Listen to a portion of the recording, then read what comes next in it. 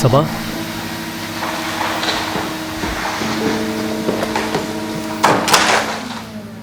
जिसको देखो घर की सफाई में ही मसरूफ है। मुझे समझ नहीं आता रोज रोज इतनी सफाई क्यों होती है। ये काम है मेरा, आपको कुछ चाहिए क्या? ये लो, ये किताबें रख लो। आपका बहुत शुक्रिया।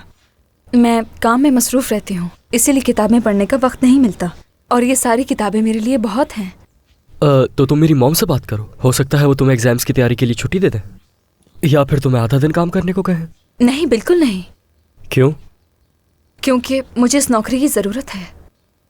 अरे वो तुम्हें नौकरी से नहीं निकालेंगे, मेरी मॉम बहुत नरम दिल की है। मैं नहीं चाहती कि आप इस बारे में अपनी अम्मी से बात करें। मैं रात में 1-2 घंटे पढ़ लेती हूँ, वो बहुत होता है। मुझे अपने दम पर अपने एग्जाम्स देने, मुझे किसी की भी मदद की ज़रूरत नहीं। तुम इतनी पुरसुकून हो नहीं जितनी नजर आती हो सबा। अचानक से ही गुस्सा हो जाती हो। क्या मैं? हाँ तुम। ये किताबें यहाँ रख देता हूँ, काम से फारिग होकर दिल करे तो देख लेना इसे, ये तुम्हारे काम की है।